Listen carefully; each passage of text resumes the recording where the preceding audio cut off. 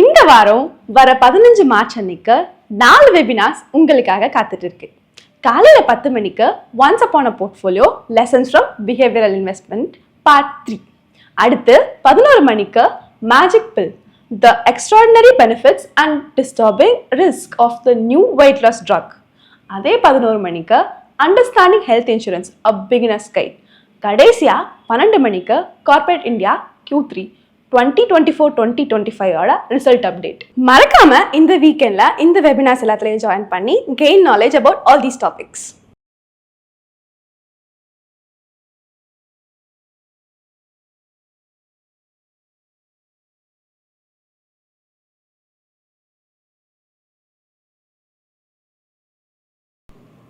Stocks versus mutual funds என்னுடைய பார்வை இப்போ என்ன?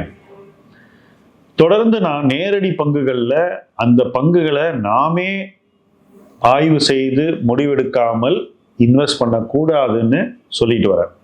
அதாவது இரவலாக கன்விக்ஷனை பாரோ பண்ணி இன்னொருத்தரோட கன்விக்ஷனில் டைரக்ட் ஸ்டாக் இன்வெஸ்டிங் பண்ணுறது நல்லதில்லை அப்படின்னு நான் தொடர்ந்து சொல்லிட்டு வரேன். இது ஏதோ ஒரு தொழில் ரீதியான ஒப்பீனியன்லாம் கிடையாதுங்க. இது என்னுடைய வாழ்நாள் கன்விக்ஷன்.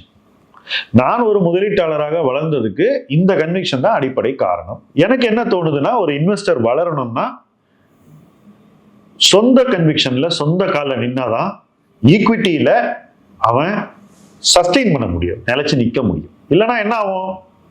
இது மாதிரி ஒரு மார்க்கெட் வரும். யாரோ சொன்ன ஒரு 10-15 பங்கு நீங்க வாங்கியிருப்பீங்க. அந்த பங்குகள்லாம் பாதி அல்லது அதுக்கும் மேல விழுந்துடும். உங்க போர்ட்ஃபோலியோல லாஸ் 20-30% வரைக்கும் வந்துடும். அதுக்கப்புறம் மறுபடியும் இன்னொரு 20% வர்ற மாதிரி ஒரு சூழ்நிலை உருவாகும். அந்த சூழ்நிலையில உங்களுடைய மொத்த கான்ஃபிடன்ஸும் நொறுங்கி போயிடும். இப்போ ஏன் உங்க கான்ஃபிடன்ஸ் நொறுங்கி போகும் அந்த இடத்துல அப்படின்னு ஆராய்ஞ்சு பார்த்தாக்கா, உங்க கன்விக்ஷன் இல்லை, அது இன்னொருத்தரோட கன்விக்ஷன். இவ்வளவு தொடர்ந்து அந்த பங்குகள் விழும்போது உங்க மனசுல என்ன தோணுது? ஐயோ, இந்த ஆளு உண்மையிலேயே அவன் என்ன சொல்றான்னு தெரியுமா தெரியாதா? இப்படி விழுது, அவன் பாட்டுக்கு ஒண்ணுமே நடக்காத மாதிரி இருக்கானே அப்படின்னு டெஃபினட்டா தோணும். இன்னைக்கு எஸ்எம்இல நான் இதை ரொம்ப க்ளோஸா வாட்ச் பண்றேன். நான் சொல்ற விஷயங்கள் எல்லாமே நீங்க ஒரு தனிநபருக்கு பொருத்தி பாக்குறீங்க. அது அபத்தமான ஒரு பார்வை. ஏன்னா நூற்றுக்கணக்கான பேர் இந்த வேலையை பண்ணிக்கிட்டு இருக்காங்க. இது ஒரு நபருடைய வேலை இல்லை. நூற்றுக்கணக்கான பேர் தங்களுடைய கன்விக்ஷனை மற்றவங்களுக்கு இரவலாக கொடுத்து அதன் மூலமாக அவங்க நேரடியாகவோ மறைமுகமாகவோ ஏதோ பயன்களை பெறுகிறார்கள். அதை பத்தி எனக்கு அப்ஜெக்ஷனே கிடையாது. அது அவங்களுடைய தொழில். பட் ஒரு இன்வெஸ்டர் அதை பாரோ பண்ணும்போது, அடுத்தவனுடைய சட்டையை எடுத்து நான் போட்டுக்கும் போது அவன் சைஸும் என் சைஸும் ஒன்று இருக்காது. அப்ப என்ன ஆகும்? அந்த சட்டை என் மேல சரியா தெரியாது, நல்லா இருக்காது. அதுதான் போர்ட்ஃபோலியோலயும் நடக்குது. அதனாலதான் நான் சொல்றேன், அவன் ஐடியா அவன் போடட்டும், நீங்க அதை அவன்கிட்ட வாங்கி உங்க மேல அதை ஏத்திக்கிறீங்கன்றதுதான். ஏன்னா அது உங்களுக்கு பொருந்தாதுன்றது என்னுடைய கருத்து. உதாரணத்துக்கு சில பேருக்கு ஒரு ஸ்டாக் 100 ரூபாய் மதிப்பில் இருந்து 40 ரூபாய்க்கு வந்துட்டு அதுக்கப்புறம் மறுபடியும் 100 ரூபாய் போனா கூட பல பேர் ஹாப்பியா இருப்பாங்க. ஏன்னாக்கா அவங்க என்ன சொல்லுவாங்க, சார் நான் 100 ரூபாயில வாங்கினேன், மறுபடியும் 40 ரூபாயில கொஞ்சம் வாங்கினேன், மறுபடியும் 100 ரூபாய் போயிடுச்சு, 40 ரூபாயில பண்ணதுல எனக்கு லாபம் வந்துருச்சுன்னு ஆறுதலை தமக்குத்தானே சொல்லக்கூடிய மனநிலை பலருக்கு இருக்கு. இன்ஃபேக்ட் உங்களுக்கு பரிந்துரை செய்யறவங்க இந்த மனநிலை சார்ந்தவங்களா கூட இருக்கலாம். அப்போ அது உங்களுக்கு எப்படி உதவும்? சப்போஸ் நீங்க 100 ரூபாய்க்கு ஒரு ஷேர் வாங்கியிருக்கீங்க, இன்னைக்கு 40 ரூபாய்க்கு வந்துருச்சு. இன்னைக்கு உங்ககிட்ட மறுபடியும் வாங்குறதுக்கு பணம் இல்லைன்னு வச்சுக்கோ. நிறைய பேரோட சிச்சுவேஷன் அதான் இன்னைக்கு. அப்போ பணம் இல்லாத ஒரு சூழ்நிலையில நீங்க என்ன பண்ணுவீங்க? வெறும் ஸ்பெக்டேட்டர், வேடிக்கை தான் பார்ப்பீங்க. இப்போ இவங்களுக்கு நிறைய பணம் இருக்கலாம், அவங்களுக்கு வருமானம் இருக்கலாம், சொத்துக்கள் இருக்கலாம், பணம் கொடுக்கறதுக்கு ஆட்கள் இருக்கலாம். அவங்க 100 ரூபாயிலையும் வாங்குவாங்க, 40 ரூபாயிலையும் வாங்குவாங்க, பெருமைப்பட்டுக்குவாங்க, நான் 40 ரூபாயில டபுள் பண்ணேன், ஆவரேஜ் பண்ணேன்னு. பட் சராசரி முதலீட்டாளர், இந்த காப்பி அடித்து இரவல் பெயர்களை கொண்டு முதலீடு செய்பவர்கள், பாரோட் கன்விக்ஷன்ல இன்வெஸ்ட் பண்றவங்க, முக்காவாசி பேர்கிட்ட எக்ஸ்ட்ரா பணம் இருக்காதுங்க. அவங்க வேடிக்கை தான் பார்ப்பாங்க. இதுதான் என்னுடைய அனுபவம். அப்ப அவங்க போர்ட்ஃபோலியோல எதுவுமே நடக்காது. அவங்களுக்கு அசல் வந்தாலே பெருசுன்னு ஒரு காத்திருப்பு தான் மிஞ்சும். வேற இவங்க ஆலோசனை சொல்றவங்க, தங்களுடைய ஐடியாஸ் எல்லாம் ஃப்ரீயா எடுத்து விடுறவங்க, இது மாதிரி நான் இன்னும் கொஞ்சம் வாங்கினேன் அந்த மாதிரிலாம் கூட கதைகளை எடுத்து விடக்கூடும். பட் எஃபெக்டிவா பாத்தீங்கன்னா இது எல்லாமே ஒரு பெரிய லாபத்தை உருவாக்கக்கூடிய ஒரு முதலீட்டு வழிமுறை அல்ல அப்படின்னு நான் உறுதியா சொல்லுவேன். ஏன்னா தனிப்பங்குகள்ல நடக்கக்கூடிய தவறுகள் எளிதில் சரி செய்ய முடியாதவை. இதுதான் அனுபவம், இதுதான் உண்மை. இந்த உண்மையை ஏத்துக்கலாம் அல்லது வேண்டாம், நீங்க விட்டு தள்ளிட்டு போலாம், அது உங்களுடைய விருப்பம். இப்போ இதுக்கு எதிராக வைக்கப்படுகின்ற ஒரு வாதத்தை நான் தெளிவாக பேச விரும்புறேன். என்ன தெரியுமா? அது மியூச்சுவல் ஃபண்ட் மேனேஜர்லாம் இதெல்லாம் வாங்காம இருக்கானா, அவெல்லாம் வாங்காம இருக்கானா இதே பங்குகளை அப்படின்னு நீங்க கேட்கலாம். அவங்க வாங்குவாங்க. பட் அவன் போர்ட்போலியோல 10ல் 7 பங்கு விழாதுங்க. வேற ஏதோ ஒன்று காம்பன்சேட் பண்றதுக்கு ஒரு வாய்ப்பு இருக்கு. அட்லீஸ்ட் அவனுக்கு அவனுடைய ஸ்ட்ரக்சர்டு அப்ரோச்ல அவனுக்கு நிறைய லிமிடேஷன்ஸ் இருக்கு. அந்த லிமிடேஷன் அவனை காப்பாத்திடும். இப்போ உங்கள எத்தனை பேர்கிட்ட இந்த விழுந்த பங்குகளோட விழாத பங்குகள் இருக்குன்னு போய் பாருங்க. இருக்காது. ஒரு பங்கு இருக்கலாம் மேக்ஸிமம். ஐடிசி பொதுவா பாப்புலர் ஸ்டாக்ல அது ஒண்ணுதான் இருக்கு விழாம இருக்கிறது.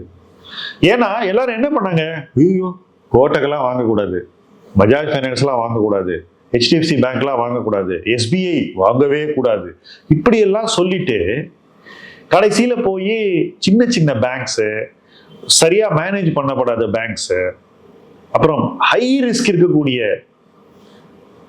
கம்பெனிஸ் இன் அதர் செக்டர்ஸ் இப்படிதான் வாங்கி வச்சிருக்காங்க. போர்ட்ஃபோலியோ ஃபுல்லா பாத்தீங்கன்னா பயங்கர ஹை ரிஸ்க் கம்பெனிஸ்.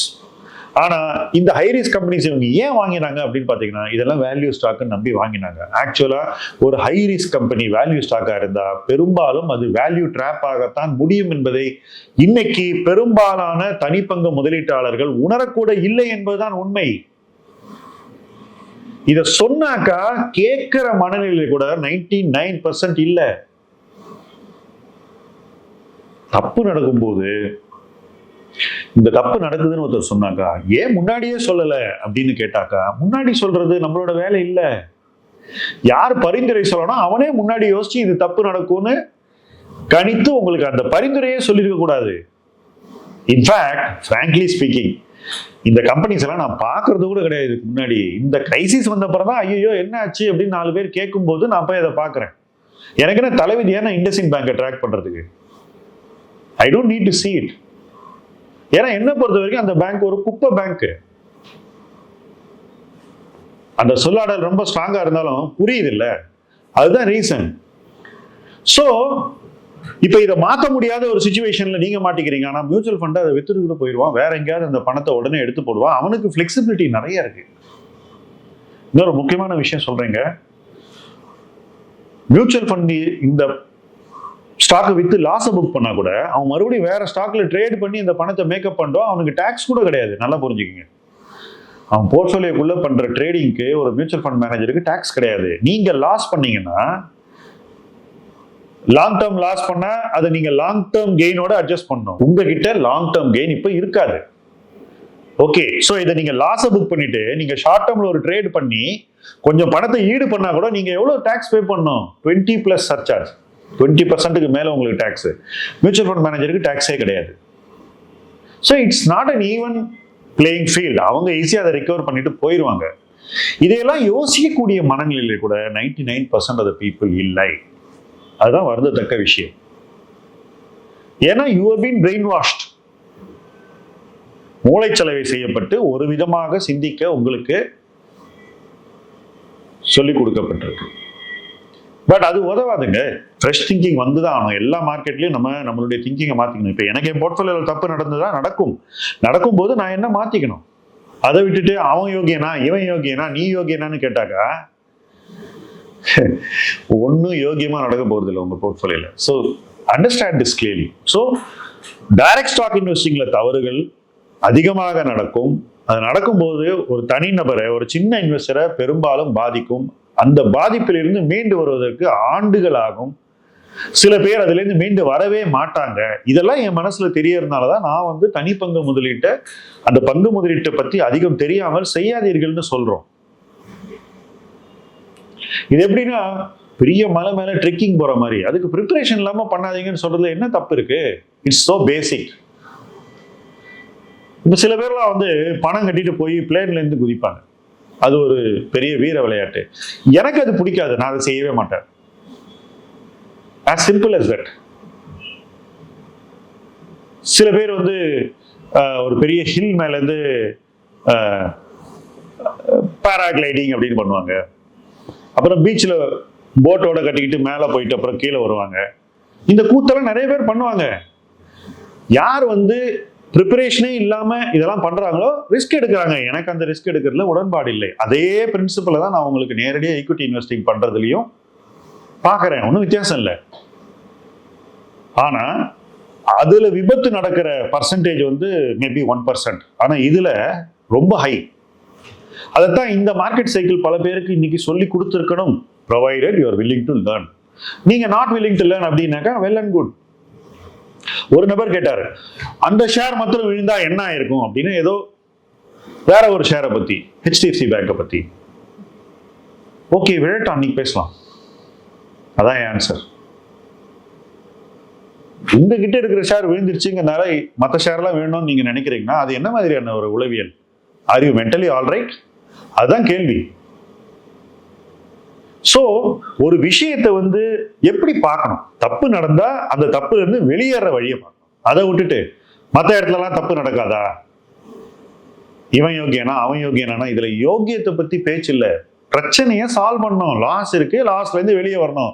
அதுக்கு ஆக வேண்டிய வழியை பாருங்க. அதே பங்குகளை திரும்ப திரும்ப வாங்குறது ஆக வேண்டிய வழி இல்லை என்பதை நான் உறுதியாக இங்க சொல்றேன். Averaging is not a strategy. Downward averaging is definitely not a strategy, especially in difficult stocks and value traps. பெரிய சவால்களை சந்திக்கக்கூடிய நிறுவனங்களையும் வேல்யூ ட்ராப், அதாவது பார்க்கறதுக்கு சீப்பா இருக்கு ஆனா அது சீப்பா இருக்கிறதுக்கு உரிய காரணங்கள் நியாயமானவை. இந்த ரெண்டு வகையான நிறுவனங்கள்ல டவுன்வர்ட் ஆவரேஜிங் உங்களை எங்கேயுமே கொண்டு செல்லாது, மேபி கீழே கொண்டு போகும் இன்னும் ஃபர்தர். இந்த உண்மையை ஏற்றுக்கொள்ளக்கூடிய மனப்பக்குவம் இருந்தால் மட்டும்தான் ஒருத்தர் வந்து ஸ்டாக் இன்வெஸ்டிங்ல நிலைக்க முடியும். இதுல ஒரு ஈகோயிஸ்டிக்கான பார்வை, நான் நினைச்சது சரி, நான் நினைச்சா அது சரியா தான் இருக்கும், நான் நினைச்சது சரின்னு நடக்கிற வரைக்கும் நான் அதையே தொடர்ந்து செய்வேன், இதெல்லாம் வந்து பைசா வச்சுட்டு பண்ற வீர விளையாட்டு இல்லை.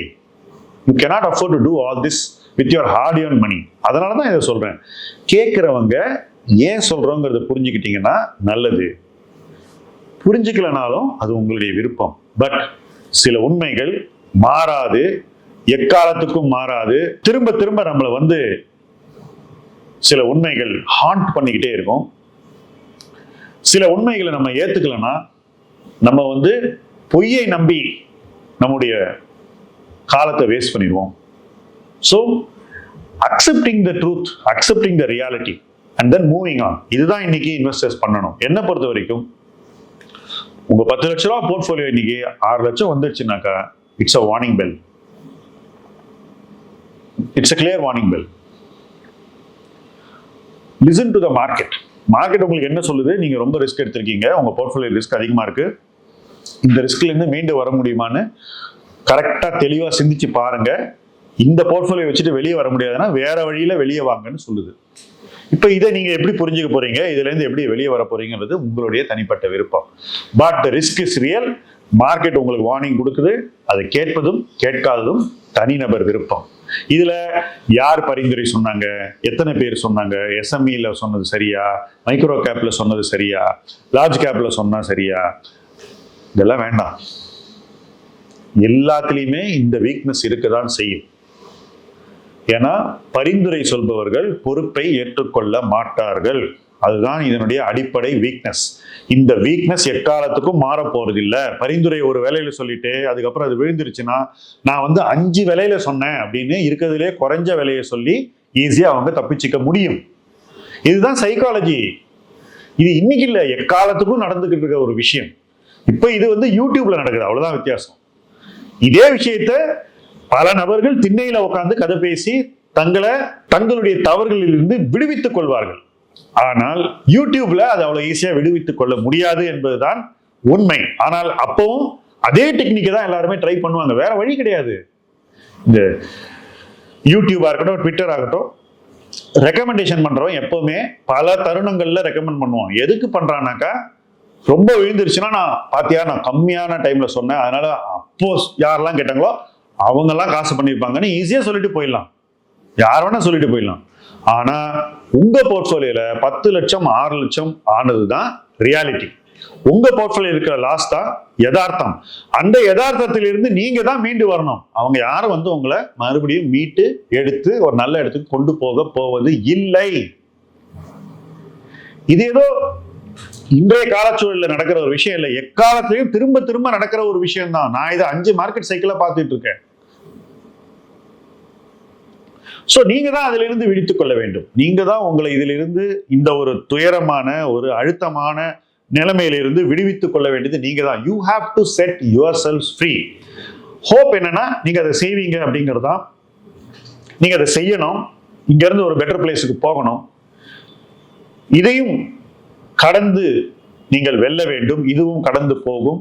அப்படிப்பட்ட ஒரு பயணத்தில் இணைந்து பயணிப்போம். முதலீட்டு களம் உங்கள் களம். நன்றி.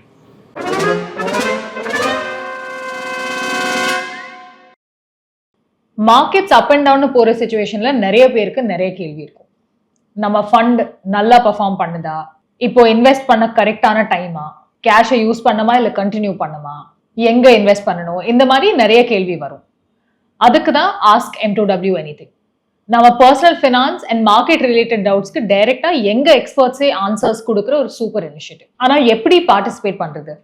சிம்பிள். வீடியோ டிஸ்கிரிப்ஷன்ல இருக்கிற ஃபார்மை ஃபில் பண்ணுங்க, உங்களோட டவுட்ஸை ஷேர் பண்ணுங்க. Ask M2W anything because the right advice matters.